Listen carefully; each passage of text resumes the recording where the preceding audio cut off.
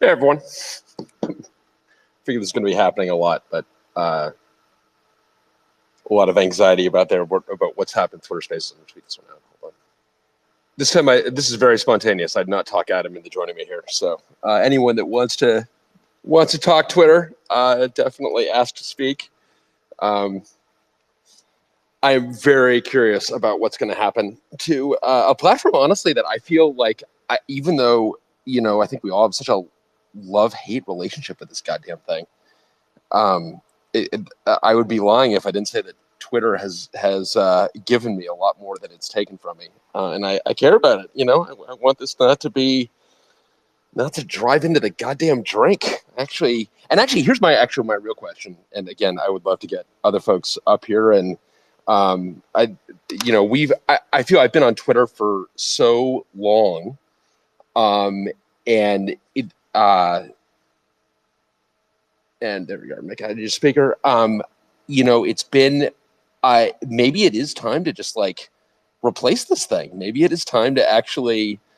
Because I kind of feel if this. I mean, this is obviously going to go one of two ways. But if they let Trump on, and as Casey was saying in the last call, if they release all the supervillains into Gotham, and we get Milo back, this place is going to go to 8chan so fucking fast. And I feel that there's going to be a lot of demand for those of us for whom Twitter is a really important part of our livelihood. Honestly, I mean, I see a lot of folks here, technologists here, that for whom, we've built not just built a real community on Twitter.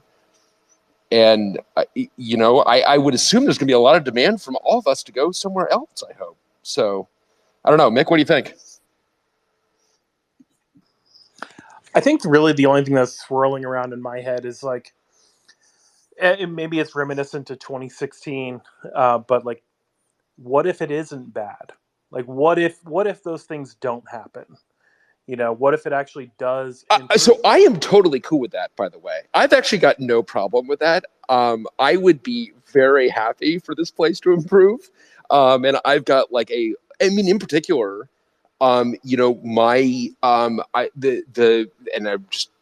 Casey was talking about what happens to Jay Sullivan. Is the current? I think Jay Sullivan's been a huge improvement for Twitter, and I would love to see that bolstered, and I would love to see. So I got a laundry list of things improvements I want to see that have got nothing to do with I want Twitter Spaces improvements. So I'd be happy for that. I think so. Here, I would love to for your consideration. Here's the binary decision. This is going to go one way or the other. They're going to let Trump back onto the platform or not. And I don't know. I feel that it represents so much to let him on the platform, and it represents so much to keep him off the platform, that's going to dictate the direction it goes. What do you think? Well, I kind of feel like that's the canary in the coal mine of how it'll go. And so what do you think? Do you think, guide me? Do you think he's... So, no, I mean, so my gut in my heart tells me that we will see him back on the platform, and it will go to shit. But as someone who wants have hope, I want to see Trump stay off the platform, Milo off the platform, all these people staying off the platform, and I hope it turns out that way. I guess people say that I'm an optimist, so. Okay, so let's go. I'm an optimist too. Let's go with the most optimistic take, which is first of all, we're going to keep the supervillains off the platform. The people who will and did, I think, lead to so much discord. What would Elon do to kind of to move the platform in the right direction? Do you think? I think getting the bot problem under control would be, a step number one. And do you think is the bot problem? Is that a real problem?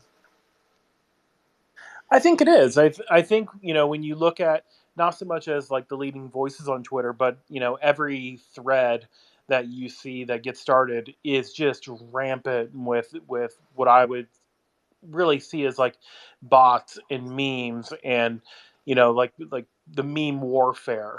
It's just, it may not be the leading thing you see, but it really drives down deep into what's happening on that thread. Is that, and maybe I'm just in like the wrong places. I just don't see that as much. I mean, I don't know. I mean, what I see, I don't know. I'm not seeing like active bots as ruinous of the platform relative to like HPE GreenLake ads. Am I the only one getting served like nonstop HPE GreenLake and IBM ads? I think I might be. I think this is like Charity. You may be as well. I'm not sure. I think this is a consequence of job title. But good Lord, if Elon were to pledge to eliminate HPE GreenLake ads, I don't know. Like now my feelings got a lot more nuanced. Yeah, just put that out there. Be like, eliminate these ads, and you know what? It's great. Welcome in, Papa Elon. Exactly. That's right. I just my feelings about it are more complicated. It's like there's an IBM ad that is just like incessant. I'm gonna have to mute IBM and HP GreenLake. I don't like to mute or block people. I know that this makes me another thing that I would appreciate is the ability to just indicate hypothetical. But like, I don't know. This discussion just makes me think of True Social. Like, I don't want to build a lefty version of True Social. For sure not. For sure, I do not want a lefty version of Truth Social either, Charity. I absolutely agree with you. I don't want I want an environment where you've got people having other views, but we'd also can't go full 8chan. Yeah, I mean, if we've learned anything from the experience with Twitter, it's that the hard part, the expensive part of running one of these systems isn't the tech. Like 10, 15 years ago, like the tech was hard. The tech isn't hard now. What's hard is moderation. Like, I don't even know how I feel about the existing moderation systems. Like, you read those articles about poor folks in third world countries who just spend their days like just submerged in like videos of child porn and violence. Oh God, and stuff. right? And, like, terrible. That's the expensive part of these social networks. Well, okay, so to your point about the tech, though, because you're right, the tech is a lot easier than it was 12 and 15 years ago. And I remember, I mean, we've talked about like being involved in Twitter circa 2007 and being very frustrated because they were acting like it was a very hard technical problem, but it in fact had been solved by the Wall Street side of tech. It looks like a ticker plant, and they were not really treating it that way. But because the tech problem is so much easier to solve, Charity, do you think that that's going to lend itself to new company formation? Because I feel like, I mean, I don't want like Air America for Twitter, but actually... No, I don't. Oh. I don't because I don't, it's not a technical problem anymore. Like, you know, there was this 5-year period where the social networks were the great big thing, and 1 billion flowers bloomed and 1 billion minus 5 of them died, right? And it's like, I don't know, like, in order to attract funding, it can't just be one thing, right? There has to be like a competitive batch of things.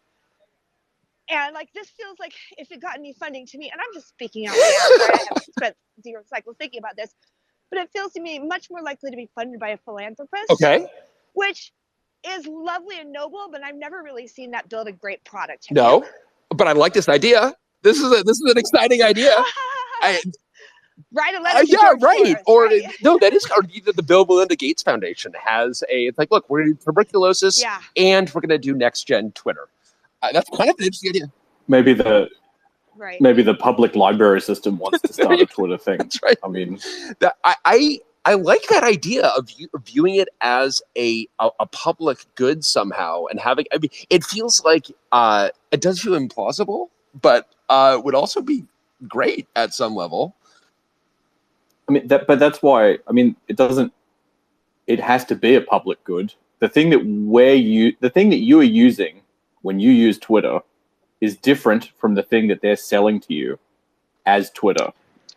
Like, and all of the parts and all of the friction and all of the awfulness is the part where like that leaks in, and where you are experiencing what they're selling to you rather than what you are believed that you are using. Well, and like the difference between the public square and the service that tries to make money. And remember too that a huge point of friction. The product is us with Twitter and Facebook. Like, we are still what's being sold. We are not paying for this.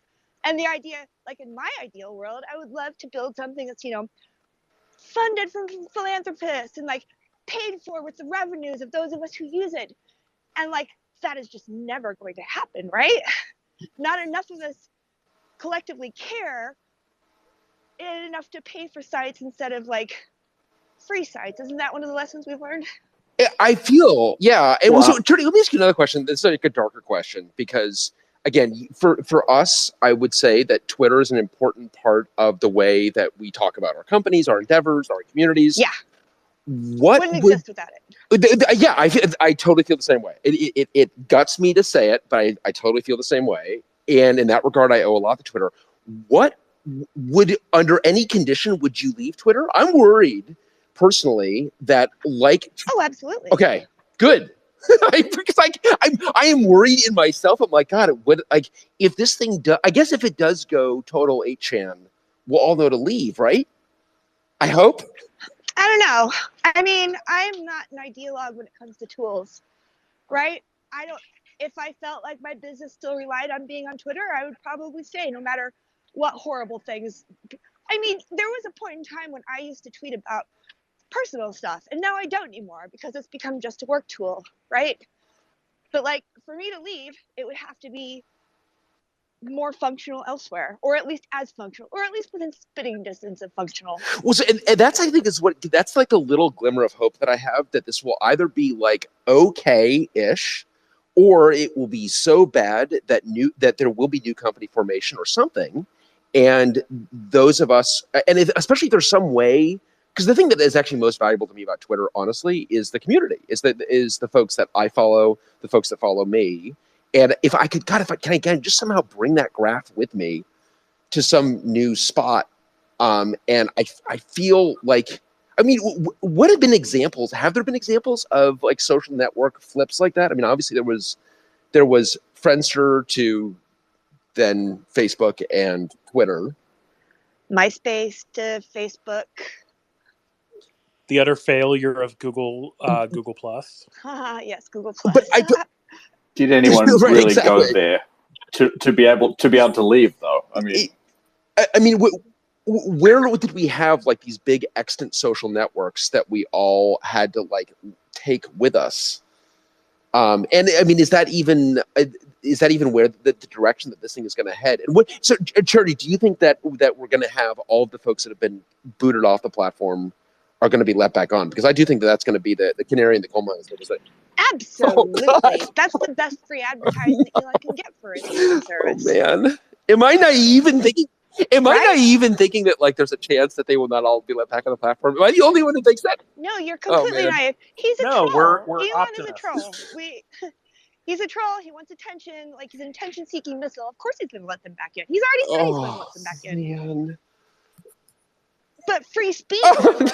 Oh, no. It was so much calmer for a while anyway with him off the platform. I just feel like I'm gonna actually, you know what, that's gonna be helpful back on the platform, because I do think I'm just gonna have to like close the tab. I'm gonna have to summon the self-control. Please, God. Well, I mean, I never followed Trump, and I don't understand why anyone ever did. Like, it's just you're just injecting, to borrow a phrase, you're just injecting bleach into your eyeballs every day by doing that. Totally. I never followed him, but I also I couldn't look away. I mean, it's like, as you say, it's an attention-seeking missile that is very good at getting attention. And I mean, it's going to be, I mean, don't you think, I mean, if they let those, certainly like the darker folks back on the platform who are not going to behave themselves. Well, let's look at it from a different perspective. What is the actual real, what about Twitter makes it valuable for us today? The network. Totally. Yeah. What about the network? It's the people. Yeah, it's the people, the network effect. Yeah. But like, okay, so for example, what comes to mind for me is that, you know, when you were talking about bringing our tribe or whatever with us, for me, I feel like there's a lot of unacknowledged benefit just in having unrelated social circles all there, because there's just that, you know, if it was just tech people, how boring would Twitter be? Oh, totally. Right? But having the accidental, the incidental, and the you know, like that mix is what because I am sure that there will be products that break away. Like they'll be like the Ravelry of social networks, right? You know, the knitting only social network. There'll be more Ravelries in the world, but I don't think that that will serve. I don't think that that will make it better. I don't think that that will make it work in the ways that it's valuable for me. So do you think that we are more likely to get true open API access under Elon? I mean, Elon Musk has shown a lot of curiosity and interest in letting trolls back on. I haven't exactly heard him talking about API specifications. So, like, it probably depends on who whispers in his ear first or loudest. But I mean, I think because if we were to get API access, and API access the way it used to be, true API access, that would actually be interesting because that would allow for other experiences to be created on top of the network. What would you do? What I would do with that is, I mean, again, it depends on what kind of a hellscape the Twitter descends into. But if Twitter does descend into a total hellscape, I think that you could have something where I could use the good parts of Twitter and just not have to deal with, have the hellscape muted if I've got API access. Bring your own moderation. Gotcha. So it would be like basically Twitter platform. Yeah. Twitter would provide the thankless infrastructure that sits underneath the curated just your database. Yeah, it's the curated experience that somebody else provides on top by filtering out all the crud. Yeah, I mean, and I think that, but maybe that is why. Charity, is that? Do you feel that is that's unrealistic? I don't like. There's a lot of chaos that's going to go into making these decisions. I don't think it's impossible, but I don't think it's part of anyone's strategy. I don't know what the benefit to them. How do you get $44 billion back by letting people try as hard as possible not to experience your thing? I don't think so. But like, would it be valuable? Okay, so do you think that advertisers walk at all? Because if it turns into a hellscape, advertisers will take a hike. Will they though? I feel like a couple will. Yeah, make a lot of noise about it. But like, the reason you hear about the advertisers is because it's so rare. Yeah. Are they off Facebook or anything else? Like, they'll make a show. I don't think so. They'll they'll make a show. A couple of them will take their advertising dollars, go elsewhere, and usually they kind of slink back within a month or two anyway. I don't know. I mean, just look at Adidas and Kanye. I mean, look what it took for them to even be like, oh, we're taking a step back in our relationship, but we're going to sell his shoes without his name on them. Yeah, no, to their credit, I don't know why I don't know how you tricked me into defending Adidas in this conversation, but to their credit, they are having. I mean, for them, it's an outsized financial impact. So, which is like understandable that would be something that they would want to. I mean, I should stop defending Adidas here, but they landed on the right spot of that, and you do wonder if you will have, if that starts to happen. I mean, can that gather momentum? Because I think ultimately this is going to have to be profitable. Like, they have to make Twitter profitable. It's going to have to be profitable. Well, that's like when you're. That's why it's trying to fire everybody, right? To cut costs and. Exactly. When you're a publicly traded company, you actually have a fiscal responsibility to not do anything that will impact your profits, basically. So you can only do this kind of thing if you can make a plausible argument that it actually hurts you. Yeah. But I think that if he does need to service so much debt that advertisers walking is going to be, and advertisers ultimately going to follow the masses. I think that. So, I mean, let's think about the ways that Twitter can and will probably fail. Like, the biggest one from my perspective is, like, if they literally let go of 2/3 of the company, that's like 100% of their content moderation team, and it could just become, probably just become utterly unusable, and that might be the best possible outcome. Okay, so I've got additional questions for you. Do you think we see the return of the fail whale? Do you think we actually see availability problems? I mean, one would hope. Okay, so on that, I actually, don't know, but I don't know. Like the tech stack has gotten so much better, and you can push so much to the edge, and cache it and everything. You know, like I don't know. Yeah, but what happens the first time that the complex engine for caching things close to phones stops doing that? Like, I feel like it is true that the infrastructure patterns that we deploy are often more resilient and better and easier to get going because we sort of know what we're doing.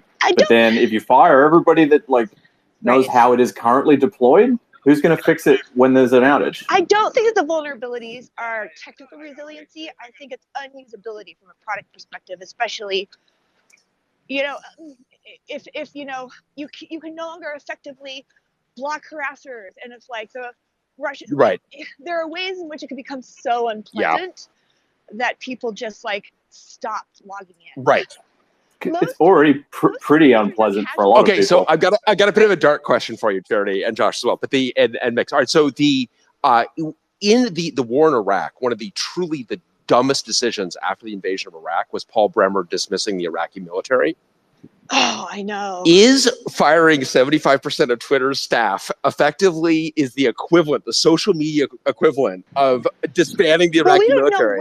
Well, because but if you take people that are resentful, that know some of the soft underbelly of the platform, and can then it's like, actually, I'm now incentivized for this thing to actually become the hellscape that I'm warning you that it will become, and I know exactly how to exploit it.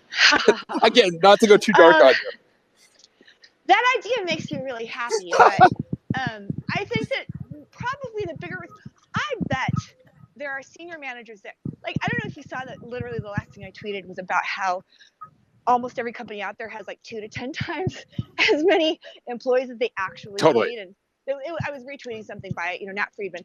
I bet that senior management can make cuts that will not hurt it from a technical reliability standpoint. But the question is, will those people still want to hang around? Well, that's it. I mean, yeah. Because they're going to be the most employable people and the most pissed off. And I would. Can you just briefly, as an aside to that, can you do we know on any level, are all of the people, like the senior people that had presumably stock plans and retention stuff, is this the kind of event that means that they suddenly get all their money straight away? I mean, Parag is leaving supposedly with $41 million. I mean, I think that they will be, and there are plenty of executives that will be made. They will be incentivized to leave. Oh yeah, the execs are going to be taking a bath in money. That's why, what pissed me off so much was learning that the conversation about whether or not to sell to Elon Musk was entirely about the return on investment. There was not even a conversation about it being, the public sphere of the internet. I know. Or that they might have no responsibility whatsoever. Didn't even come up. How? I know. Aren't they? But they're just chickens about their fiduciary duty, which is like, it's like it's a milquetoast answer. But I think that they're just I mean, it's very revealing of how they've seen their jobs all along. Oh, for sure. And I think that it does. So, but I think that one of the dangers, I mean, because Charity, and I saw Nat's tweet and don't disagree with it, obviously, that big companies have a bunch of folks that, could be doing a lot more, certainly. The problem is that if you go in with those kind of cuts, you create a fear-based organization. Yeah. Oh, and to be clear, my interpretation of it was not, there's a bunch of people who aren't doing their jobs or who are slacking. It's more like making hard decisions is really hard. So people tend to just say yes and if you can just like yes and to get more headcount and build another feature instead of that's where I think the the waste comes in, because you've got infinite money. Why not just build an empire? Any predictions about the CEO of Twitter? Because I think that will also kind of dictate where this thing goes. What meaning? What? Well, like if David Sacks is the CEO of Twitter, we're going full ghoul. I mean, it's just like it's over. I feel. Versus, I feel like you could have other folks. If you have someone who's more of an operator and maybe a little more tempered. Oh, you mean are any of them going to stay around? Well, no, just like because I assume Elon is not going to be the CEO of Twitter. Maybe that's wrong. No. I believe the plan is for him to be the CEO of Twitter. Why would you Okay, assume that? All right, because I'm a dummy. I'm a Yeah, dummy. I mean, he already said Chief Twit. You can only Chief Twit.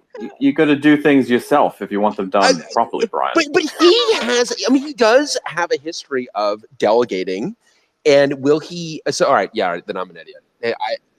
What I'm excited for next week when he's officially like the founder of Twitter. That's the part that I'm looking forward to. Well played. Well played. And yeah, for those, I feel like many people know this, but he is not a founder of Tesla. Is what I think you referenced it. Or PayPal, technically. I mean, I do believe he did actual work at PayPal.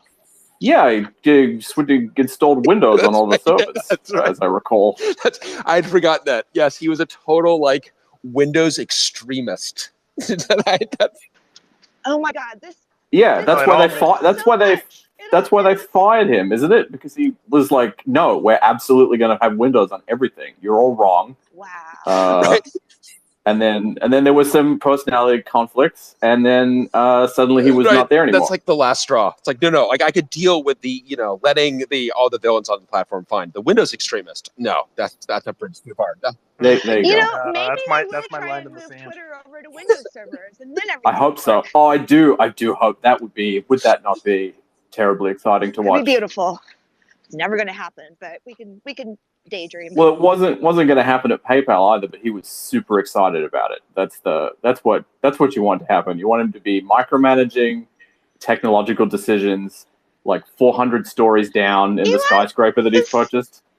Elon is going to go such so a great well. example of how when people grow up at a certain level of like wealth and stuff, it's like there are skills that you learn by having money that if you grew up poor, you don't have them. I'm not saying everyone who grew up rich has them, but like it took me decades to figure out how to use money like a person who has money instead of like a poor person who's living like paycheck to paycheck and barely has a savings account, And I feel like Elon really, there are just waves of someone like that, right? Who just has never really done the bottoms up stuff, but just like cruises in and I don't know. Yeah, no, I agree with you. And I guess another question is there any sort of outcome? Because it feels like the thing that's a lock is that things are not going to stay the same. That this is either going to get like mildly better, maybe, Mick, in your optimistic scenario, or it's just going to get wildly worse. Well, so the most likely thing, I think, playing out a few steps in the future, Elon does not have infinite money. And furthermore, he doesn't want to spend even half of his money. And the banks are going to have requirements, right? He's taking out $40-odd billion of loans. So Twitter's going to have to start, making some money. And if that doesn't go well, then it will get very interesting. Presumably there'll be a runway on like beginning to service that debt, like in a fairly noticeable way. Yeah, and so when you say doesn't go well, you mean because we're not actually going to know, right? I mean, it's private, so we're not going to actually presumably. We're not going to officially know, but I bet there's going to be a lot of leakers. Yes, I do feel that like the first couple of days are really, really important, and he may have already figured this out. In terms, you must have the same thought that I had in terms of like because it's easy to be a big talker about the complexity of problems, about like I think 75% of these people shouldn't belong here. You have to like wade into an organization. You're like. Oh, okay. Yeah, it's actually harder than I realized. I mean, the thing is that, like, Elon's great at making these big, outrageous, kind of stupid, but, whatever, proclamations. But then he's surrounded by enough smart people who take it seriously and try to do it. And if you've got a lot of really smart, motivated people and a lot of money, like, a lot more things are possible. Yeah. Oh, and an seemingly infinite runway. Like, a lot more things are possible than we might expect, right? Because those of us who are all reality constrained tend not to try those things. But the bear is sticky with honey. But I feel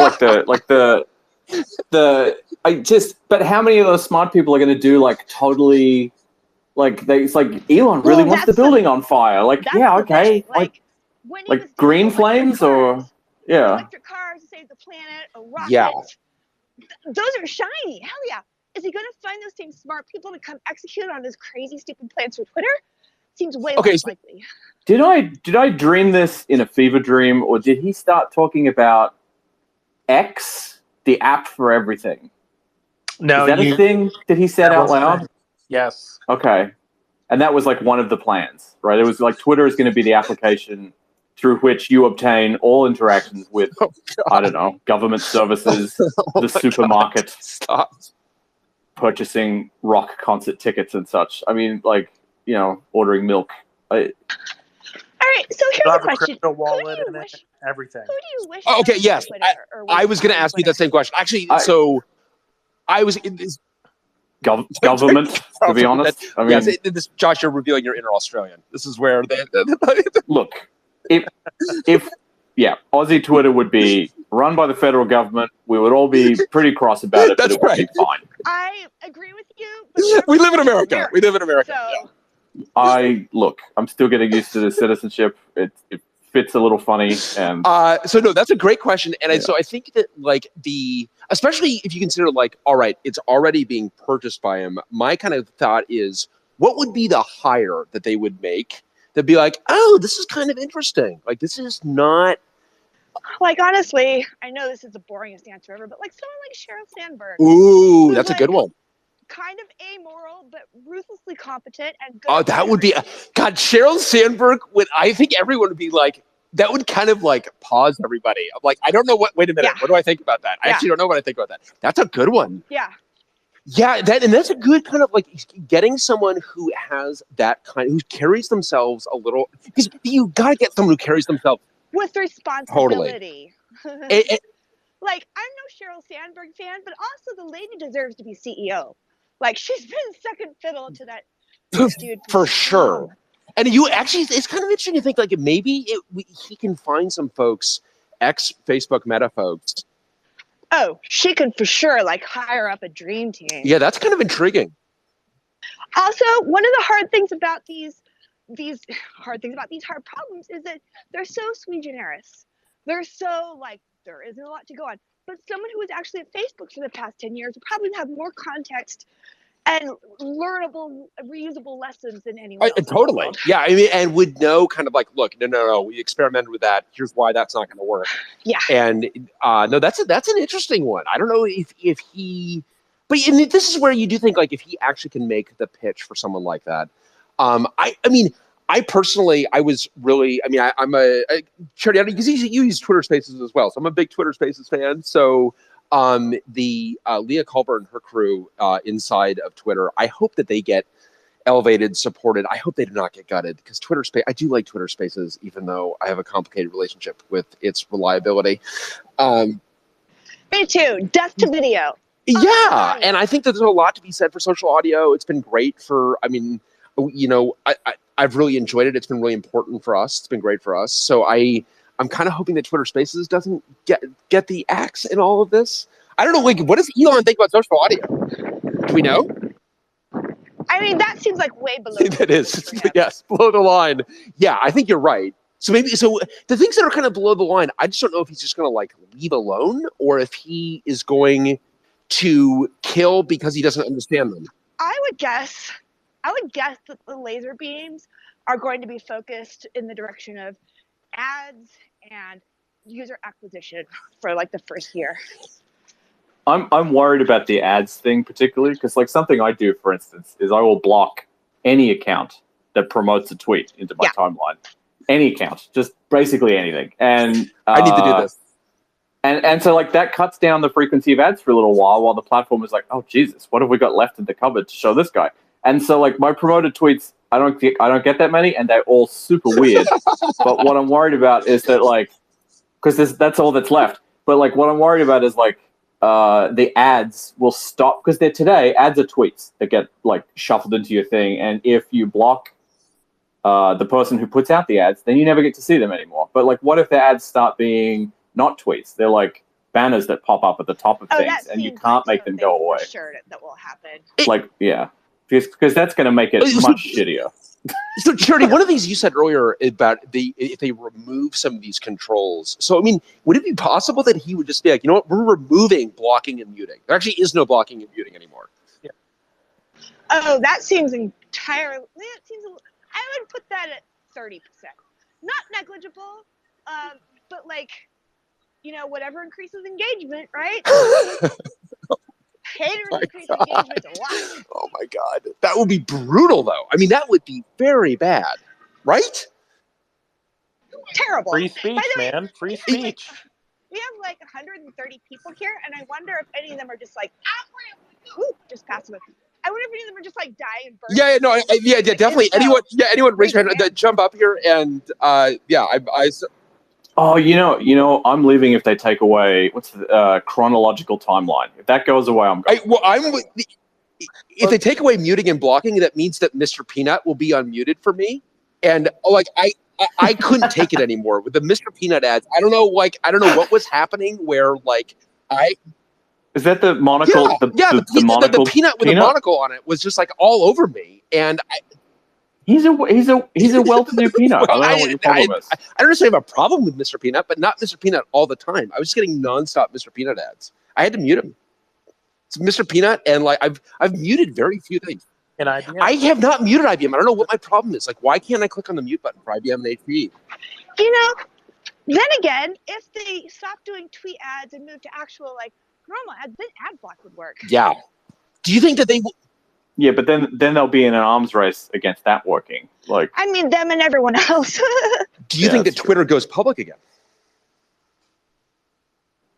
I mean, in order to go public, I mean, he's been talking about taking all of his companies private. Why endure the scrutiny? I don't think he likes scrutiny, and for very good reasons. So, no, I don't think he'll. And the reason to go public, one of the reasons is because you want money. Another reason is to raise more money. Another reason is to, give money to your employees who have been working their asses off for so long. None of them really seem like they'll motivate him. So I do wonder if he ends up in a pickle where he just cannot service debt and needs to raise money to effectively service debt. But maybe that's far-fetched. As the second richest person in the world, it would be hard. But I believe in him. I think he can do it. All right. Well, yeah, I definitely want to just repeat the offer. Anyone else who wants to hop in here? I just want to get kind of the quick takes. And so, Charity, your conclusion is that Twitter is going to get worse, in part because. Oh, absolutely. And I'm just a naive fool for thinking that it's even possible for Twitter to. No. Anything's possible. Okay. Broadcom could buy it. Defining bad and good, they're very, very subject to personal definition, and could get better in some ways while also getting worse in other ways. Okay, so then what is your? Let's do a quick round of you do predictions here. I feel like you do a 1 month and 1 year prediction. Would you be up for that? What is your 1 month prediction and 1 year prediction? 1 month from now. Everybody's claiming to be quitting Twitter. There's so much outrage and so many, he did this and he did this and I'm offended and this is the end. And everybody's going to mass exit, and that's going to last for a month or two. And 1 year from now, I'll make a prediction. I don't think he actually gets rid of 75%. I almost think it would be kind of brilliant of him to be to go out there saying, I'm going to get rid of 75% of the workforce and then only get rid of 40%. Right. And then he's moved the Overton window for the layoff number. Yeah. Okay. Exactly. Yeah. That's a good prediction. So layoffs, but much. Yeah. I mean, there have to be. Obviously, there have to be because it is there are too many people there. Yeah. Of course, he's going to lay a bunch of people off, but 75% seems suicidal. So I bet he lays off somewhere in between 25 and 50. Is that in a month or a year? A year. Year. Okay. I mean, I would say first 3 to 6 months, but it's not going to happen in day one. All right. Well, go ahead, Josh. I think first month is mandatory return to the office. Oh. And anybody who doesn't come back to the office no is mask. fucking fired. Right. Unmasked, and you're required to be breathed on by 20 people. And you must use the special air tube that connects you to 3 other coworkers. If you don't come back in, you'll be asked to leave. And then if you won't leave, then you'll be pushed out the second story window of the office that you're supposed to come into. That will. They don't have to pay salaries. Yeah. Right. Yeah. Yes, and so that will be the reduction in force strategy. Will be stressing people out enough that they want to quit on their own, and that will make the workforce substantially Pay smaller. cuts? I think. What do you think about pay cuts? Ooh, pay cuts. Yeah, why not? Why Why not? Why not? But by the end of the year, so that'll have been going on from the end of the first month, to the end of the year. By the end of the year, there will have been at least one embarrassing outage that went on longer than anybody thought it should, and by that time, they will have implemented some shitty advertising thing that everybody hates. Will it be sabotage? Yeah. Okay. So I do think. Yeah. I think that there. So I'm going to have contradictory predictions. My 1 month prediction, just because I can't help by predicting my hopes, is that the villains are actually surprising everybody. The villains are kept off the platform, but the world is kept in suspense about when they will be released, and the world is kept in constant. So they're not back yet. But Elon is constantly kind of talking about it, and so people are talking about it, but the supervillains have not been released onto the platform after a month. That's. I think that he would lose a significant portion of his fan base if he did that, because he'd be like all mealy mouth and like not standing for his principles and like something. Okay, yeah. So yeah, I think at a month you're right. He won't let them back on the platform. At a year, maybe 9 months, they'll be back on the platform to drive engagement. Okay, so yeah, engagement's going to be super key, and the assholes drive engagement. So then, Trump will be back on the platform driving engagement. So what's your year? So my year prediction, I do think that if he goes full Bremer and dismisses the Iraqi army, that sabotage actually becomes a major issue. That you do have outages, and that sabotage is something that and not just outages, but that the thing gets bad so fast that insist on doing everything through channels kind of sabotage. No. I mean, in actual you got rid of me, but I've been the one warning you about these 4 security holes.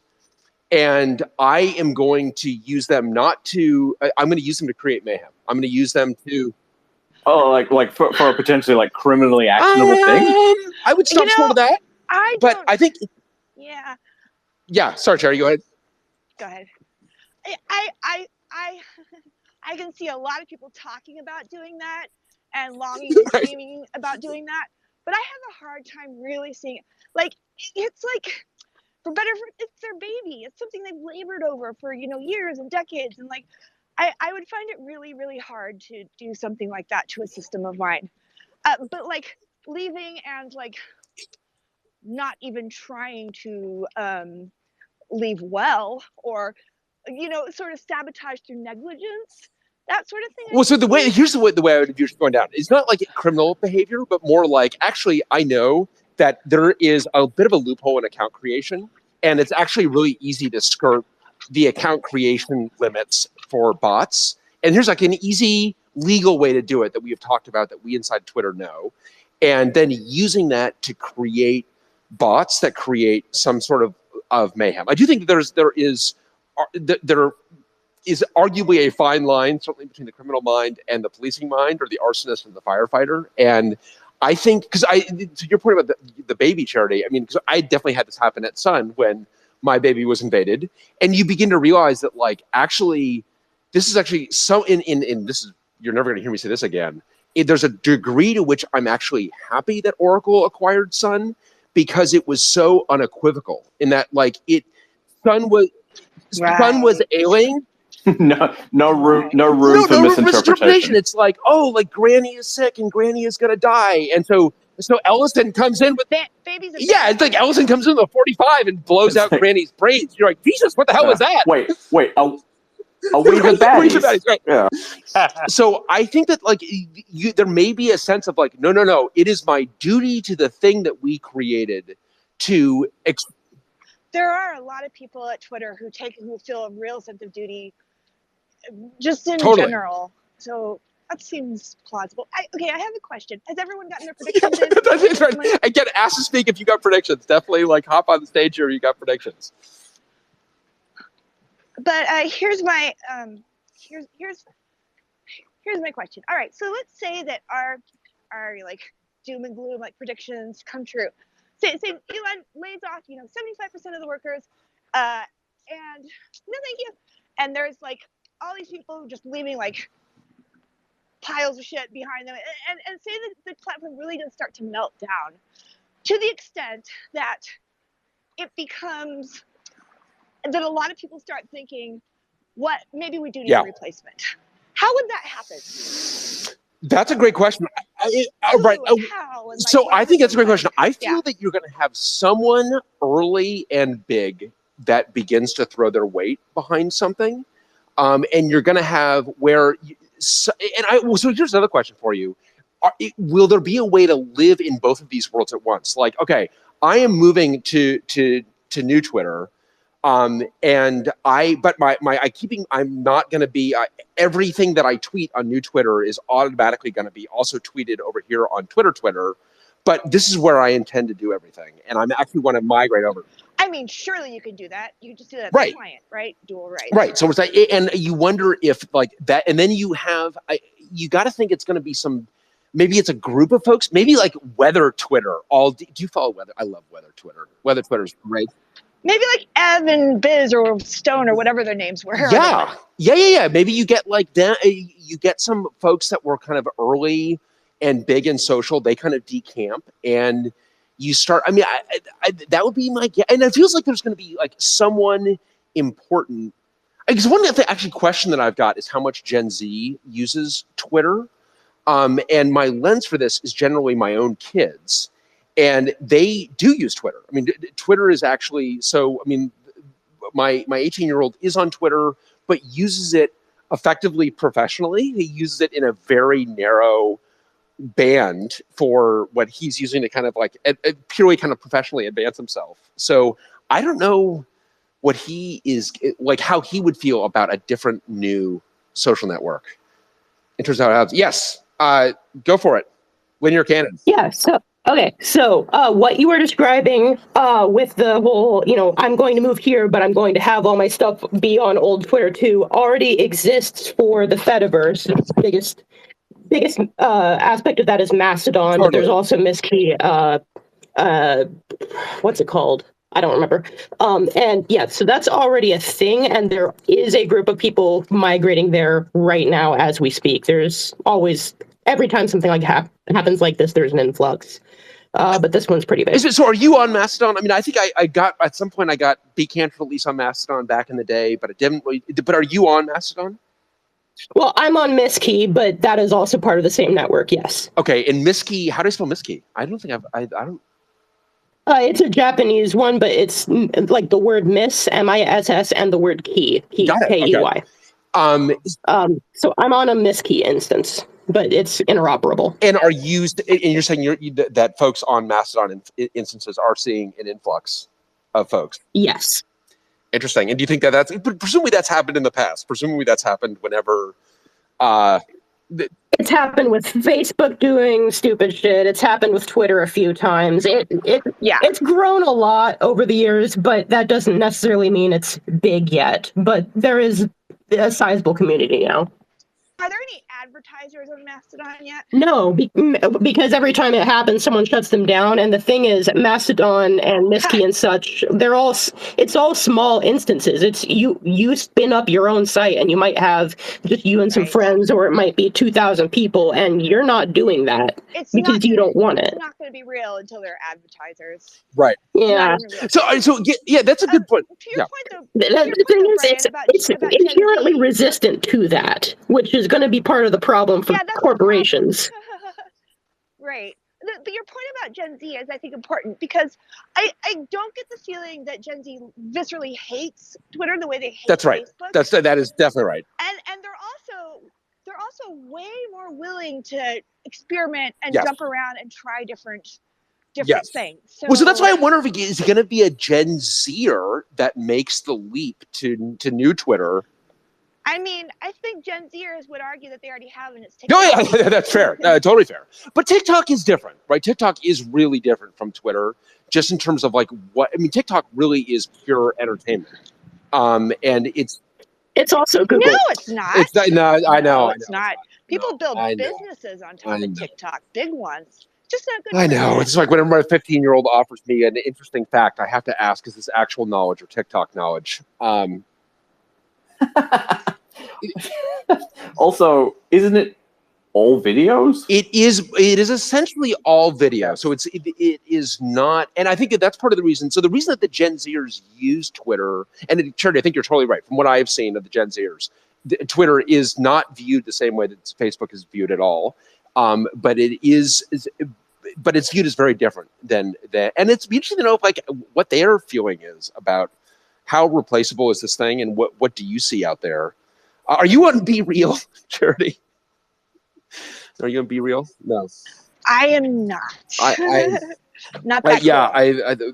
The kids have tried to convince me to go on Be Real. It's like, no goddamn way am I going on Be Real.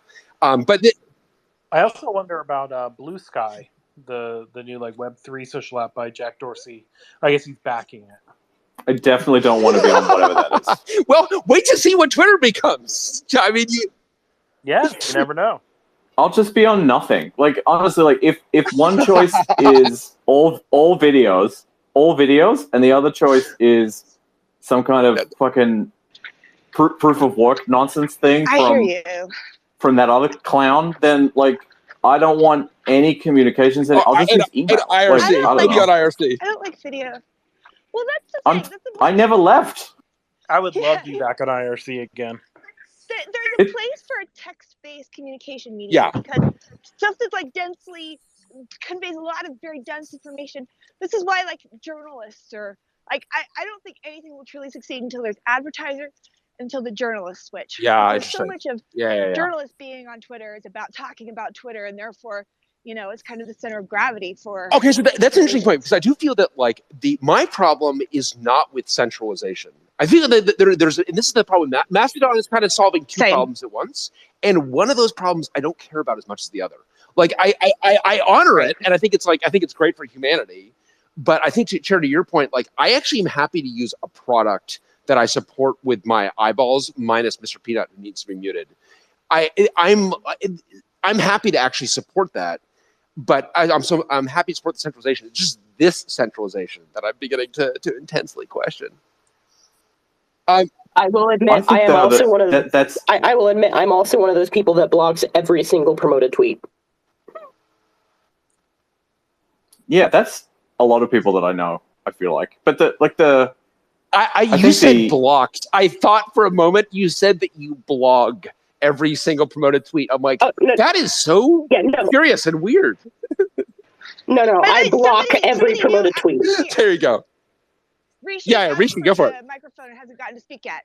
Yeah, I just wanted to make a comment on the Gen Z thing. I think like a lot of people now just are moving their conversations to these like Discords or Matrix groups, or Mastodon's a good example where totally you have smaller communities where you just sit there and talk, and then you still use Twitter because like you just want to be in the like town hall of it all. Totally. That is a very good observation. And my own kids, when they see me on, we use Matrix for chat, they insist on calling it your Discord or whatever. I'm like, it's not. We don't call my Discord. But yeah, that's a very good point. Well, I mean, it's like IRC 2.0, right? Like, I mean, even Discord to a certain extent is IRC. It's just like younger people are using Discord now because most people aren't using like an IRC client on their computer or something, right? But like, I think that's where most of the conversations are going. I think I'll just give like maybe a bull case of like Elon taking over Twitter, where like Twitter definitely does have a problem with spam bots, right? Like you go into like any major person's like comments and replies, and it's like a bunch of random BTC wallets that are like fake Elons or fake Zucks or whatever, saying like give us money, and that it's really annoying for like the platform. And I think like that sort of spam like bot stuff, that like there may be like, I think there's evidence to show that like a lot of Elon's companies have solved some really hard technical problems, and like they might solve that problem in a better way than like the current Twitter team is working. Yeah, that's interesting. And so, okay, let me ask you this, Rishi, because I feel that like that problem, which I definitely see when you're in, you've got a multi-million follower kind of person, you go look in their comments and it's just a mess. But meanwhile, back here among the peasantry with mere tens of thousands of followers, it's not nearly as bad. Do you think that that Elon's view of this problem is being distorted by his own very unusual status on the platform? Oh, yeah, almost certainly.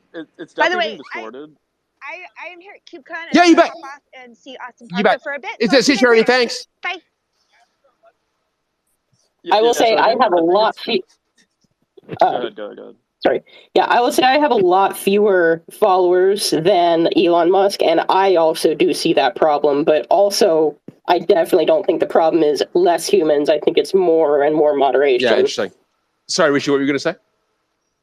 Yeah, I was just saying that, like, I think definitely, like, Elon's definitely skewed because he sees a lot more bots on his content. But I think one thing that you see is, like, a lot of the interesting conversations in, like, Twitter comments are just gone now, right? It's, like, very, like, either they're, like, hyping up, like, whoever the person, like, wrote that tweet, or it's, like, a bunch of bots and spam, or it's people that are just, like, shit posting and trolling on them. And so, like, the most interesting conversations nowadays I see on Twitter are, like, in group DMs or on Twitter Yeah. Spaces. And so, like, maybe if you do solve that, like, one vector of that problem, which is the bot issue, then, like, you maybe make those conversations in the public space a little better.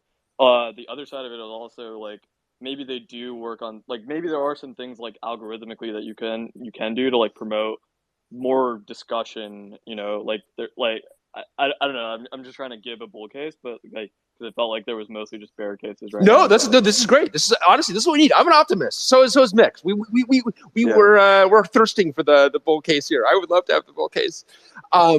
Yeah, I mean, like, my only thought is, like, Elon definitely does, like, crazy things, and, like, I don't agree with a lot of the stuff he does, but, like, at the end of the day, like, a lot of his companies have solved, and, like, I mean, SpaceX lands freaking rockets. It's pretty cool. Like, maybe there are some technical things that can improve, and, like, I enjoy Twitter, the app, and, like, there are some also other technical people. Like, I mean, you guys talk about it on your Oxide Spaces every week with how Twitter Spaces just has all these bugs, and it's, like, such a great, like, idea of a product, and, like, there's little basic things that they get wrong, right? So, like, maybe the, like, engineering of, like, the actual app and the service improves is maybe a good thing. That would be great. And I think you made a very good point that I certainly agree with, that Twitter Spaces is part of that. It's kind of some of the best discussion is happening right now on Twitter. I'm obviously very bullish about Twitter Spaces, and we've had great discussions there, and have met terrific folks. And I think they've.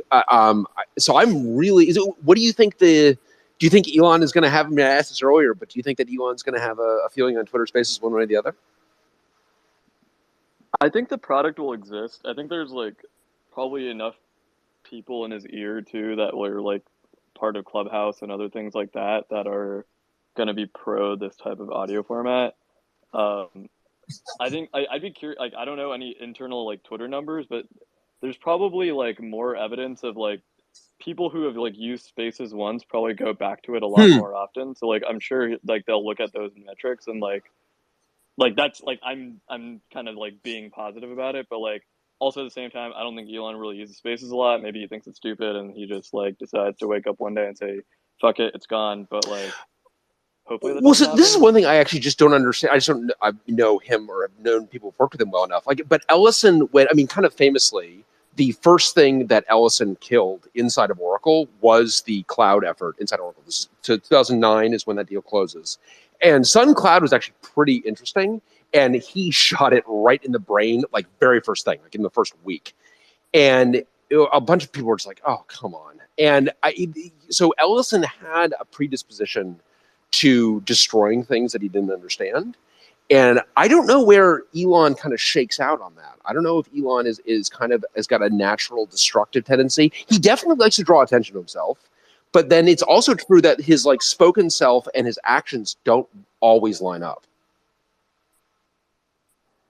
Yeah, and that's where, like, especially if you look at, like, you know, I've worked with some people who worked at Tesla, and, like, from an engineering standpoint, like, when he's in the room, like, obviously he says certain things in a public persona, especially, like, that are out there and pretty crazy, but, like, from an engineering standpoint, he seems like a pretty practical person, where, like, you could convince him of, like, that, like, this is the correct way to build something, or, like, the numbers show that this is the correct thing, and, like, we should go with that. And he seems pretty practical on that, just given his track record. But someone who, like, actually works with him a lot more would have. Well, but to your point, I mean, the note that he had earlier today, that kind of note to advertisers about this not turning into a hellscape, I mean, that actually that showed some pragmatism for sure, especially because he knows that, like, look, later today I'm going to fire all these people, so let me get ahead of this a little bit and settle advertisers. So yeah, to your point, like, I think that there's there may be a case to be made. I would personally love the bull case because I think that there is a lot of room for improvement. And I just don't know how you make the bull case with the supervillains being released. So I think the other bull case for Twitter is like, I think you guys did the Twitter Spaces back, like talking about the fail whale days and things like that. It's like Twitter has survived that hellscape of like the app constantly dying and like never working, and it's just like it's such a sticky platform that like, I mean, despite all the bad shit like that we've talked about, like people are still using it because it's so fun to use, and it just like unlike any other social media, it just keeps. It does keep staying around. Right? I don't know. Yeah, no, you're absolutely right. I do think though there were not a lot of other options in the fail whale days, and the fail whale was bad. I mean, it was really materially affecting them. I think Friendster was fatally killed by its equivalent of the fail whale. Friendster was so pathological that it was unusable. And so you definitely can't, but those are both cases where it's like, it's actually, you can't use the thing. Not like I'm using the thing, but I'm feeling kind of filthy about myself, or I'm engaged with this platform and I don't always want to be kind of problems, which are very different. Rachel, I've invited you to speak. I'm not sure if you're in a position you can jump in here, but as I feel like I'm going to speak for you. I feel like you're one of the most optimistic people I know. I feel like you're a very level-headed, optimistic person. You're probably snorting with laughter over me saying that, but I would, as someone who lives a lot on this platform, I would love to get your take, and indeed anyone else that wants to hop in here and offer your kind of your thoughts about. So, Richie, do you think that are the supervillains released? Do you feel that they are? Am I the only one that thinks that there's a chance that they're not? Yeah, I'm pretty. I think there's okay. I think there's a small chance that they won't be released, but I think it's pretty small. Do you think that they release like one or two of the supervillains to see if they can like get past their days of test villainy, to see if they can be better behaved, and then of course I mean, the most contentious one's going to be Trump, right? So that's probably the one that they like delay the longest. But like at the end of the day, I think like part of it is also like from the product standpoint and like the business standpoint, they need to show engagement, and like TikTok and all these other companies are going to have like better engagement numbers. And one of the ways that Twitter, Jesus Christ, can get better engagement is just having these very chaotic figures on the side. Oh right? God, yeah. I mean, it's sad but true. Just like release each Kraken and then see if the money graph goes up. I guess. Maybe you do like a timed release of each supervillain. Like at noon on every day, I'm going to release one new supervillain, and really stretch it out. Or versus just jailbreak. Everyone is. I mean, I like Josh's idea of just like the one and then see if the user graph or money graph goes up, right? Like that seems like the practical thing to do, because that's basically where the incentives are, right? It's like, how do we raise user growth, and how do we cause that's always been Twitter's problem, is they've kind of been stagnant on user growth, and then like how do we like raise it? But you cannot release all the picture like a hot air balloon, right? That's going down, and you don't want it to stop going down, so you cut like a sandbag and see if it stops descending. I feel like it's going to be. Yeah, the problem is that we are below the balloon, and the sandbag lands on us, Josh. In this metaphor, I think that obviously there are shades of villainy among the supervillains, and I mean, if like in Alex Jones, Alex Jones has been off of Twitter since 2015. I mean, Richie, I don't know how old you are, but it's like I'm not even sure how he's been off for a very, very, very long time. And Alex Jones is someone who's not going to be able to mind their tongue, and is going to be really toxic to the platform. I mean, obviously. Yeah, but he's also like $600 billion in the hole now, right? Like, I don't think he has with the settlement. The tweet. Yeah. Many of the people who are the supervillains are off on like Gab and other like Fediverse spin-offs, and we know what they're tweeting, and you don't want them back. We don't, and so honestly, and I've spoke about this publicly in the past, but Gab Gallingly was a Joyent customer when we were back at Joyent, and like the seriousness of going completely unmoderated. The Squirrel Hill synagogue shooting was ginned up 100% on Gab, and if that shit starts to happen on Twitter, and you've got school shooters that are getting ginned up on Twitter, that is going to affect. I mean, I'm sorry, Mr. Peanut is going to pull. I think you're going to have advertisers that are like, this is just too repugnant, and you're going to have to get better. I mean, I got to believe, man. I got to have my faith in humanity. Maybe not. I just added 2 new speakers. You're going to hop in here. The Ignoliatus. I'm mispronouncing that. I'm so sorry. Ignoliatus. That's close. Yeah. So from my perspective, I'm staying on Twitter reluctantly because there's like 20 people who I follow or so that I like, but they're not on Fediverse, and so I have to follow them on Twitter. So but basically, who are some of those folks, out of curiosity? Because if those folks were to move, it would follow that you would also move. So who are some of those folks that you follow and that keep you on the platform? Well, you for one, Jeez. Swift on security, for example, Yes. some other Yeah, folks. interesting. Some bigger folks that basically just stay on Twitter. But if they move to Fediverse, I would just remove my Twitter account in a day. Interesting. And it's a bit interesting. I'm from Lithuania, and Twitter never got big here. Somehow we missed it. So what is big in Lithuania? I don't know anyone else who has a Twitter account. But what takes its place? Facebook. Yeah, interesting. Yeah, okay. Facebook has the 90% market penetration. Yeah, that's here. interesting, and that's true. I mean, there are quite a few countries for which that's the case. I mean, famously Myanmar, right? That's the part of the reason that it was used as a vehicle for genocide in Myanmar. Interesting. So Twitter, less of an issue. So you're obviously less wedded to it as a result, because it's not something that your friends are on necessarily. It's something that you're following because you've got this group, which I'm honored to be one, but one. You've got this group that is active on Twitter. I think related to that, I think that's how a lot of people use Twitter, right? Like I think Twitter lists, for instance, is like the best way to use Twitter, where you like I use it for sports and tech and like a few other things, and like frankly, like when Trump was very active on Twitter, it was like you blocked that and a lot of keywords, and it would clean up a lot of your Twitter experience. And honestly, I wish and maybe from like an engineering standpoint, maybe they'll build better tools to like block more of that crap. So like you're just getting the content that you really care about. So okay, that's a very good point. And to go back to your bull case, I think that what I personally would love is I would love something that is not blocking or muting, which to me is it's too extreme, but a way of indicating like I don't like this. Like just show me less of this stuff. And even if I seek it out, it's like even if I seem to you that I want this, I actually don't.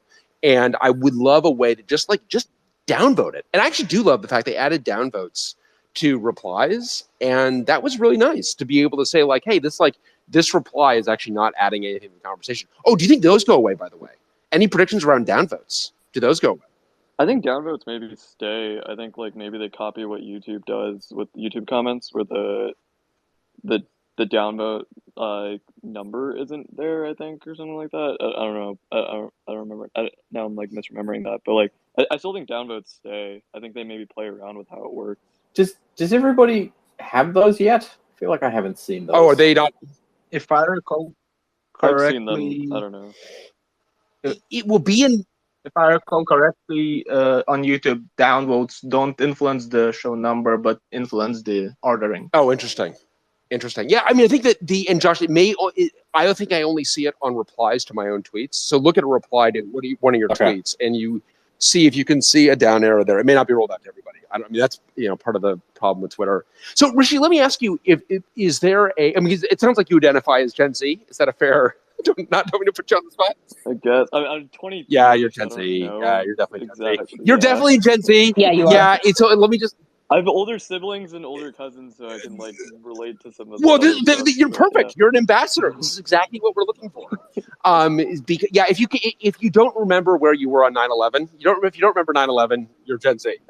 And Okay. Then we expect you to speak on behalf of exactly. everybody. In that generation, obviously. I guess I'm not the fairest person because, like, for instance, I don't have a TikTok account. I've only ever used TikTok actually via Twitter. No, so, it's like, perfect. You're kind of on the older side of Gen Z, and you've got older siblings who may consider themselves millennials. So no, you're a perfect exposed person for all of your generation. Not to put you on the spot, but is there someone? Because I think another thing that would be kind of interesting here for the bull case is where Elon installs someone who is much younger and who can that someone that Gen Zers will look to as like, oh, like I guess for my kids to be like, I don't know, like Mr. Beast. I'm trying to think like who would be this kind of would there be someone that would like, what is the Sheryl Sandberg, the kind of the Gen Z Sheryl Sandberg equivalent that would really get people's attention? It's like, oh, this is an interesting person joining the leadership team at Twitter. Is there anyone like that? So I think, like, actually, Mr. Beast is actually an interesting idea. I think actually, like, really, it's someone who's probably run an online community before, right? So, like, someone who's run like a pretty big Discord or like runs like a big channel or something like that. Because, like, to a certain extent, like, people like the extreme libertarian anarcho case is like, oh, like free speech everywhere, do whatever you want. But like to a certain extent, like if you're running a platform like this, you do need a little bit of content moderation to like make sure users are having a good time on it, because there's just ugly content. And so like if you look at like the way kind of people have built up like Discord moderations or subreddits and stuff like that, like people who've like operated those in a sane way where you're not like going super hard like on content moderation, but you're like keeping it in a way that like most of the community is happy. Like I think that like those types of people would be like good hires. I can't come up with a specific person off the top of my head, but like I think that like that's an area where like I'd like to see like some younger people who maybe spent time on more online communities outside of the traditional ones that we talk about. That's interesting. I think that would be a good. And are there some big Discord communities that are kind of like notable that would, I mean, other than like my kids setting up their own Discords, which like doesn't make sense, but I mean, what are some of the, are there ones that are kind of note that would turn people's heads? Well, I think the like crypto ones are interesting. Like, yeah, you know, they're pretty well run. There's like a lot of good ones there. I think like, I mean, some of the like programming language related ones, I think the Rust language Discord server does a pretty good job. Yes, it does. I think like there's a few like Kama AI, the thing, they do actually a really good job on their Discord server. Okay, George Hotz as a Twitter hire. Now COO of Twitter. I don't know if you'd ever do it. Like, I'd be okay with that. Yeah, I'm a big fan of George Hotz. I think Kame has a pretty sick product, and like he's a smart guy and comes up with crazy ideas, and they tend to work. I doubt he would want to do Twitter, but that would be pretty. That would be interesting. I think that would be one that would definitely I think get a lot of people being like, all right, wait a minute, maybe. I don't know what to think of that. Like, that's actually fast. I would be personally very fascinated by that. I think he's well, I think the thing that excites me about Elon is like something different's gonna happen over there, and like it's just like it just like stirs the pot in an interesting way for like a platform that's fun to use, but to be frank, has gotten pretty stale. Like other than Twitter Spaces coming out, it's like not like some of the other things in the app just haven't been great. Totally agree. So okay, so in your heart, have you been kind of rooting for this because of the change that it would bring? Yeah, I think it was like when I first heard about it, I was like, oh yeah, it'll be interesting, it'll be cool. Yeah, I think like in my heart, I'm just like, yeah, this is like let's see this happen, right? As opposed to the status quo is like whatever, not the most interesting, I guess. So truly on brand, Twitter Spaces is doing a terrible job when speakers are requesting, and I'm having to like, I'm so sorry if I missed you. So Craig, I don't know how long you were hanging out there, but I've just added you as a speaker. So if you're gonna add your thoughts to the mix here. Yeah, it was just a couple of seconds. I actually think that we'll see Twitter being run very differently from most social networks, and I think the first thing that will happen is very aggressive focus on money. Like operating margin, how do we turn this into a successful business? And I think you'll probably pretty quickly realize that there's no way to do that with user acquisition. You're not going to get 100% growth without like marginal cost increases. So it'll be, how do we cut costs? How do we make advertising way more effective? And I think a lot of that will be driven around the experience for users on the platform. So I'm actually kind of optimistic that the quality of experience in Twitter gets a lot better in the short term. Yeah, that is interesting. That is really interesting. That the because I mean, I think you're right that they're going to have to be very, and you think they're going to need to be focused on this, obviously, to service this kind of massive amount of debt. Like, they can't just run this as a charity to humanity, whom I love. You're going to have to actually like really run it as a pretty numbers focused business. Yeah, that's definitely interesting. So where do you net out then on release of supervillains? Are supervillains released or not? I think they're not. And I think all of the things that are like typical metrics that people just have that are vanity metrics over like number of screen minutes, number of visitors, all those kinds of things, I think people care way less about that, and it'll be more around about quality of experience. Okay. That's what I'm hopeful for. This is a great bull case. Richie, you thought you were giving the bull case. This is giving me like real hope that we're going to have a quality experience now. This is going to be great. And I also feel like, Craig, thank you for being someone else who believes the supervillains are not going to be released. I really hope that we're right. We can have a Twitter space over drinks at some point when we're wrong to commiserate. But I think I think that's all those are very good points. That they're going to be very focused on kind of the experience of the bottom line. Do you guys think the YouTube Pro or like Twitter Pro type of thing, like paying for pieces of it, will come in? I don't know. Okay, isn't that already Twitter Blue? Which Twitter Blue? Terrible. But like, I don't know. Not a lot of people use it. Yeah. It's like, I'm not entirely sure what you get out of it right now. But like, do you think like that's something they'll like work on? I guess. I think that gets flushed. I don't think that. I mean, I don't know. Maybe you just like this is where you get. I do think celebrities and brands will be offered like sort of like stand still so I can measure your wallet sort of tiering system for special flair and access to things that even more so than they have already. Like blue check marks plus. Like there'll be things that they demand money on a regular basis, like a subscription to, in order for like big brands to continue to doing what they're already doing in order to try and drum up revenue. So this is interesting, Josh, because like, I mean, the one thing about Elon that is actually interesting is that he is one of these mega celebrities on Twitter, which no one else at Twitter really is. And so he does actually have empathy for that. Understands that user pretty well. And it would be interesting. It's like, no, we are going to actually focus on the 1 million plus followers. If you have 1 million followers or more, we are going to generate this like private flying experience that's amazing experience for you, but you're going to pay a lot of money for it.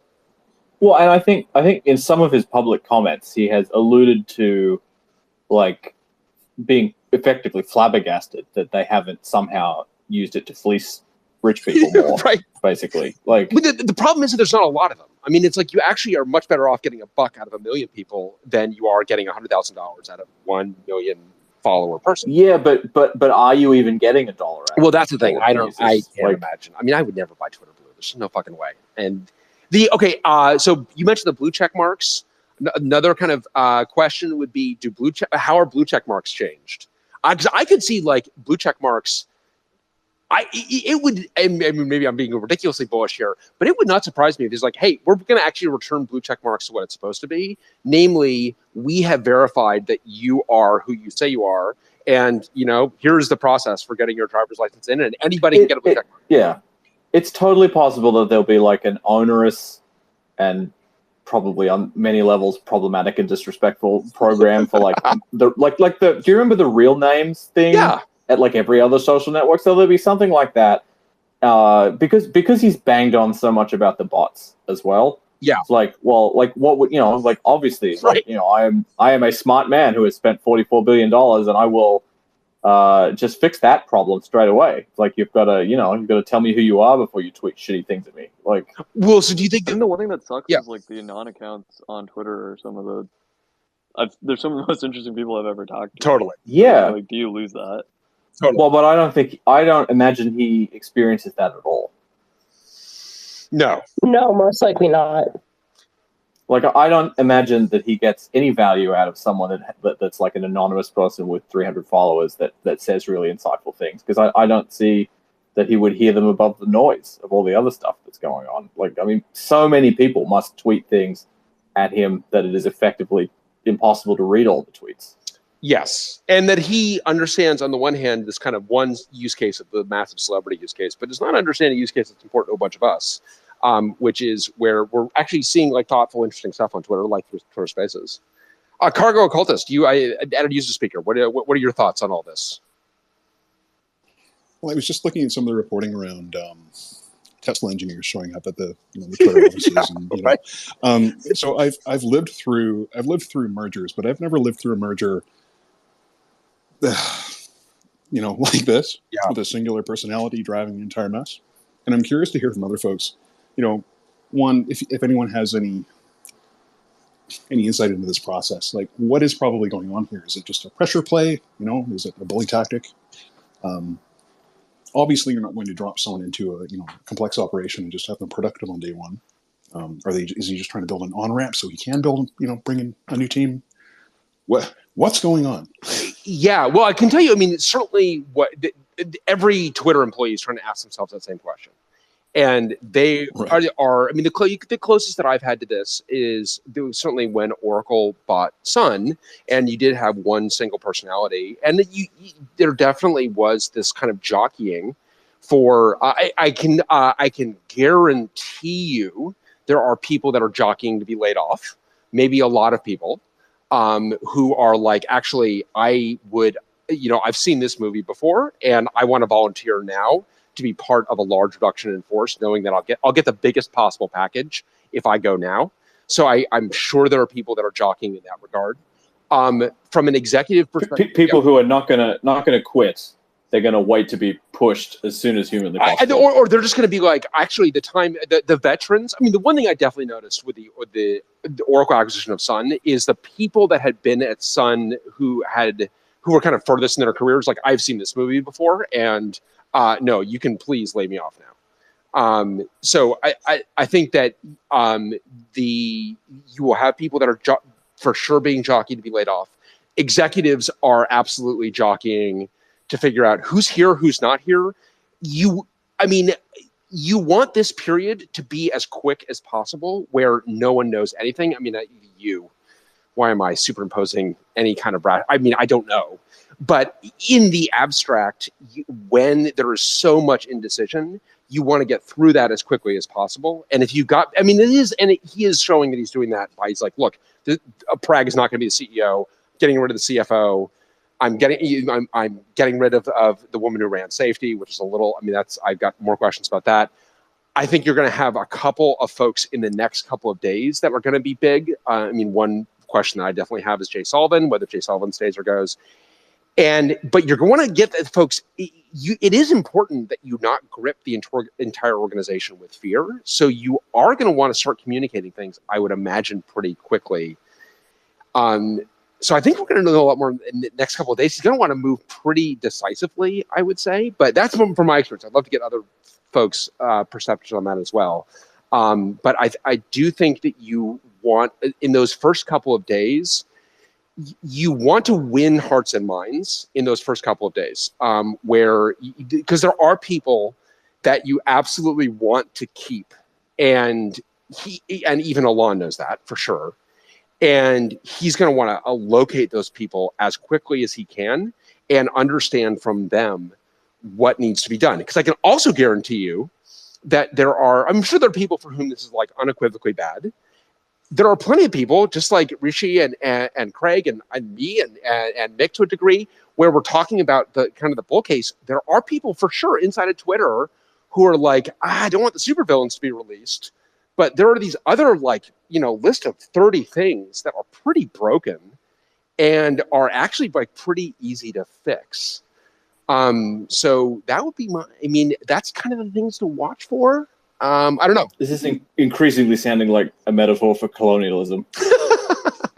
Everything's a metaphor for colonialism. No, That's true. I just think that so I mean, when I've had leadership changes, people are super unsettled, and if anyone is at Twitter, folks at Twitter, their obviously anxiety levels are through the roof. And if you are not a sociopath, you want to get ahead of that and get control of it.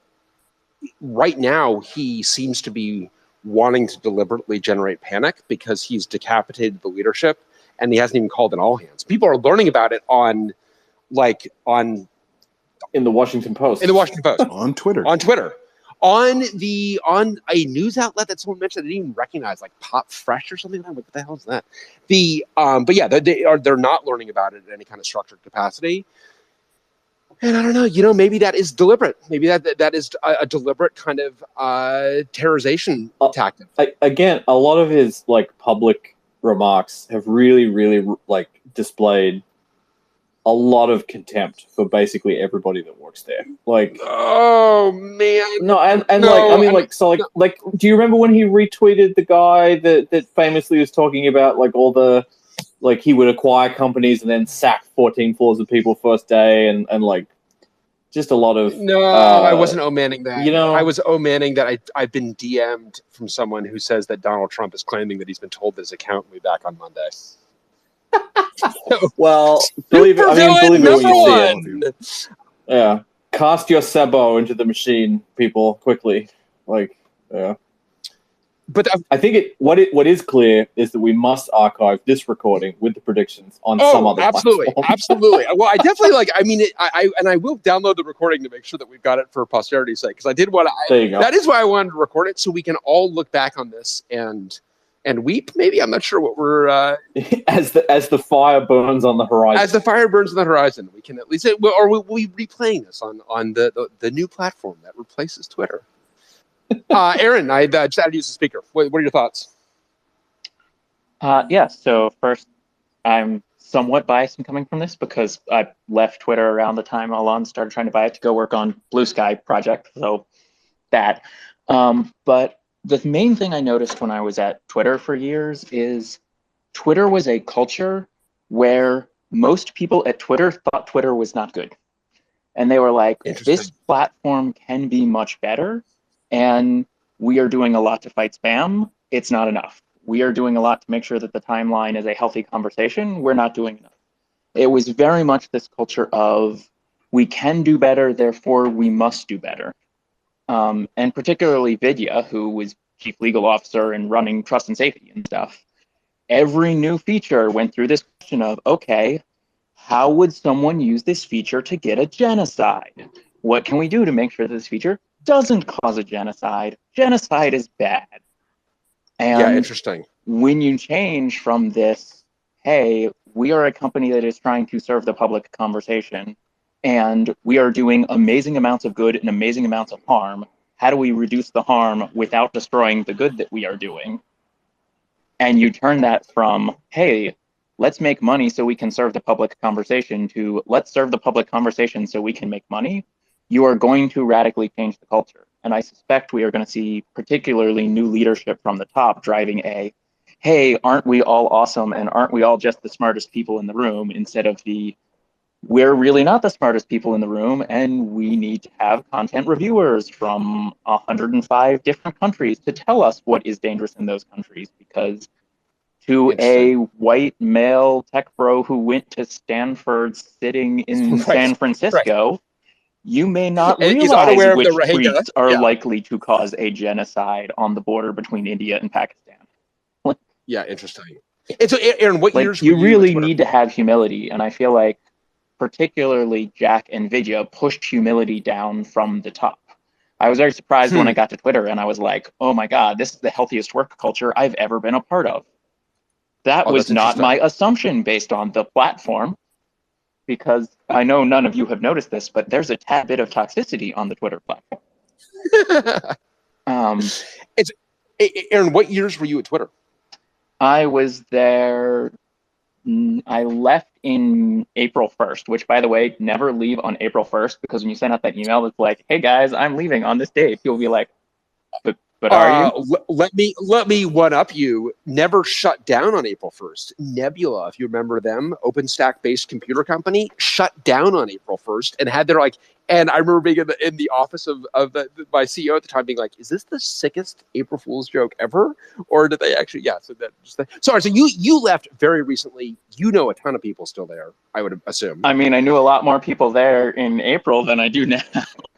Oh, interesting. And so just to get, we got the question earlier, like, what do you think is going on the inside? And I mean, I don't, if you still know folks there or not, I mean, what you know about the organization, what do you think is going on inside there right now? From what I've seen, I would say that there's sort of a longer story there of Twitter was growing and adding a lot of new features, and then GDPR hit. And it was like, oh my goodness, none of our infrastructure has been designed so we can delete things. How do we solve the problem of deleting things? And then we got years of stagnation at Twitter because essentially all of the effort went to how do we make these infrastructures that we've been building for decades under the assumption of never losing data, lose data. And we were just pulling out of that of like, okay, now we can launch spaces and fleets and try a whole bunch of new things against the wall because we actually have engineers who are doing something other than trying to be GDPR compliant and something other than trying to dig out of a giant army of bots that are crushing the platform. And a lot of people noticed that, like, hey, Twitter woke up. Yeah. And I think that there's going to be a lot of credit for people who are like, wow, look how fast they're moving now that Elon took over. And you're like, well, yes, but I think that change actually happened before Elon took over. I expect the big changes that you're going to see is that sort of, hey, we have this giant spigot here that says, behave better on one side and make more money on the other side. Let's crank that dial a few notches. Yeah, interesting. And you get the weird cross effects of Twitter and other companies. So I've known people who say the real threat when you give money to campaigns, it's not that you get a lot of influence over politicians by giving money to their campaigns. You get a lot of influence over politicians by having a large pile of money that you are willing to give to their opponent if you need to. To some extent, there is the, oh, what if terrible people get put back on the platform? Well, Trump had a lot of influence, and then he got kicked off Twitter. And while he still has a lot of influence, he has a lot less influence over the party. He can't drive Fox News's day when he doesn't have a Twitter account in the way that he did before. If you go to a bunch of senators and say, hey, I know you would like to negotiate your contracts with SpaceX so that you don't pay exorbitant amounts of money and SpaceX doesn't make crazy profits this year, but you totally need Twitter because that's the only way you can drive the news cycle around your campaign, and you can't control the media without Twitter. The real shame is suddenly your tweets were not being shown to people at high rates. Like, so you think that they're going to go full extortion, and no, you're going to be, of course not. They're going to walk in there and say, I am making this negotiation, and I would never do anything to deliberately harm your party with the platform that I have that is absolutely key to you driving the news cycle. It needs to remain neutral, and you and I both agree how neutral everything needs to be, right? So what's your take on the supervillains? Were the supervillains released or not? I mean, by the way, the person that DM'd me about Trump said that actually that may have been a hoax. I'm not sure. So like take all that with a grain of salt. Yeah, I think it becomes a revolving door. You need to have that credible threat of, I am willing to take people down for what seems like no real policy, and I'm going to put people back up for what seems like no real policy. Like, if you want to credibly be perceived as the crazy man who might do anything, then you got to do a little bit of random, but you can't go full-on free speech wing of the free speech party, because then you no longer have influence. That's interesting. Okay, so you think that, like, so, and I'm going to want to. I think he can make back his money just in the ways that people don't negotiate with SpaceX. Okay, so then you think that he release some fraction of supervillains and then re-banish them in an attempt to like prove to all the look, all supervillains, I'm your arch villain. Yeah, it's the classic. Why did you put this person back on? Well, Kim Kardashian asked me to, so I did. Yeah, interesting. And so do you think that they're going to be by and large, put back on the platform? No idea. You can't answer no idea. You have to answer yes or no. In essence, though, that this becomes a Murdoch-like situation where he uses it not to make money, but to screw up other things. Yeah, maybe. I mean, that'll make him money. That'll make it money. Yeah, exactly. Wielding it as influence would be interesting. That would definitely be interesting. I mean, I think about a lot of his career, and it's like, well, he made a lot of money doing credit cards on the internet, which other people didn't get into because the regulations were murky. But he figured he was good at getting the government to not come after him, and he made a lot of money at Tesla with cars that wouldn't have been financially viable, except there was a bunch of government subsidies that were written in such a way that they kind of only applied to the Tesla at the time and no other cars on the road. And then he had SpaceX, where he made a lot of money by getting deals only from governments.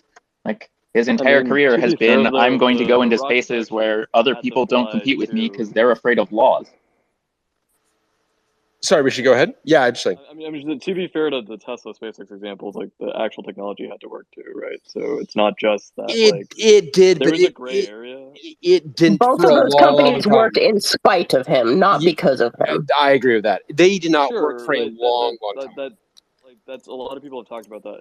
Like, it goes back and forth, but I'm just saying that like you can't completely discount that, like, you know, they're not succeeding just because of some tax breaks that were given, right? Like, the vehicle works, and it's a pretty nice experience when you get into a Tesla, for instance. Totally debatable. Well, no, but I definitely hear you. But I think that it took a long time to get there, and there were a lot of fits and starts. And you know, a friend of mine who was a very early Tesla adopter also decided that he was no longer going to buy a Tesla after the Roadster because he'd been lied to by the company so much, and ultimately he ended up buying another Tesla after. But he felt as an early customer very, very deceived by Tesla. So I mean, there's definitely a lot of shadiness, but you're also right that he ultimately it kind of tracked towards delivery. I just don't know how much it's going to hold up for Twitter itself here. Cargo called us. We got you. We had lost you, but for a bit, but you appear to be back. Do you have other thoughts? Just something I wanted to mention about SpaceX. For all the nightmares you hear about, like the work conditions inside there, one of the cool things that's coming out of it is the people who leave and their perception of what is possible and what is normal is completely different. Yeah, like it's a completely different culture. It's like I think it might be the best thing that Elon ever does for humanity is just to prove, like, whoa, you know, stop letting Boeing or whoever design all of your, you know, spacecraft. You know, but it's totally just like upended the whole game board, which is exciting. Yeah, I don't want to get too deep into Elon himself, but yeah. Yeah, no, I agree with you. I mean, as someone who's at a hard tech startup, I appreciate other hard tech startups solving hard tech problems. And so, no, I think you're right. And in terms of what you're saying about folks that are come out of SpaceX and their idea of what's possible and the problems that are important, I think I definitely agree with you. I think there's a lot that's good there. The problem is, I just don't know what are the hard tech equivalents inside of Twitter. I mean, I think it would be interesting to take obviously the ML/DL has been changing so much, even, the last 6 months, a year, 2 years. Can you go back to content moderation? Not like, that folks have really focused on that domain in terms of content moderation, but maybe you can, unleash unleash GPT-3 and its equivalent on actually moderating content. I mean, the things you can go do there. That's my question is, like, what are the hard tech problems that you can really get people excited about? Because the thing about SpaceX, and other people pointed this out too, it's like SpaceX, Tesla, they get you excited. What is going to be that about Twitter that's going to get people excited, especially if the supervillains are released?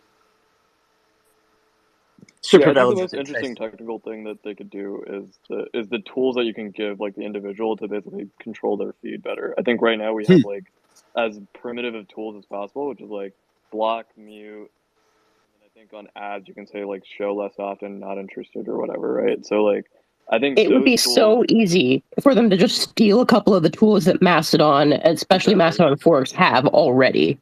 Well, and I think another interesting thing that could potentially happen, and like Elon's tweeted about this of like open networks and other stuff like that, but like Brendan Eich had this pretty interesting idea back about like adding a feature to Brave, the browser, where like every single time you send a tweet or like are on any social media, it would just like repost it on like some federated network like Mastodon. Yes. So if like they added something like that to Twitter, or like someone convinces Elon to do that, like some engineer, like that would be pretty interesting too, where like now you could like the sell of the federated thing, right, is like Twitter becomes just one client on this network. And so like in the Twitter client, you know, the supervillains are there, but there are like X other clients out there that like other people can use, and you're still using the same underlying network, and you don't have to like worry about recreating that network.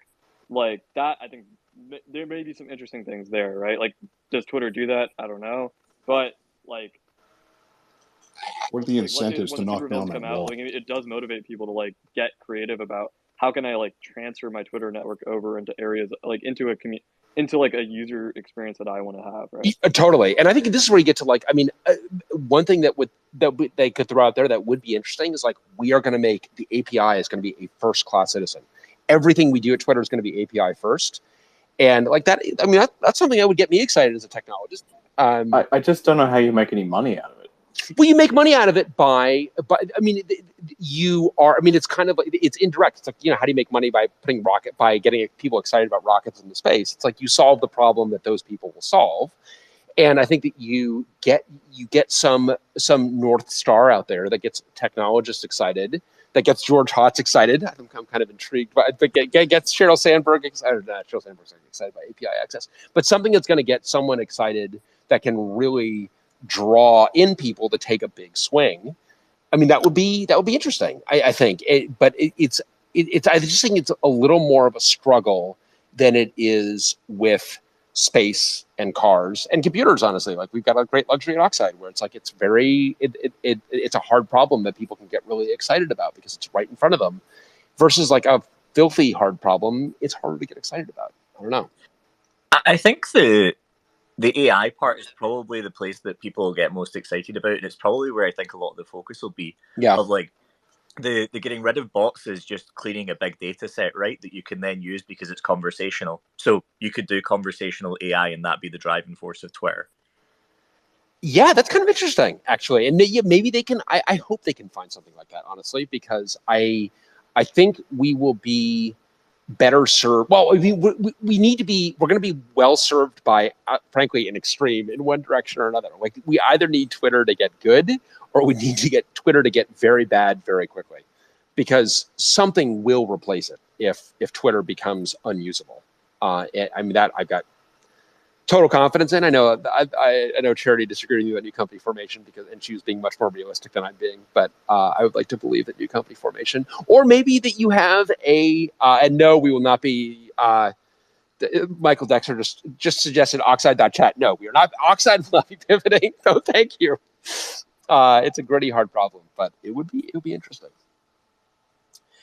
All right. Well, I think this has been great. Thank you very much, everyone, for jumping in and being willing to discuss the future of a platform that I dare say is important to a bunch of us. I'm going to go with the bullish case for now. So Rishi and Craig, let's hope the supervillains are not released and we get a quality experience.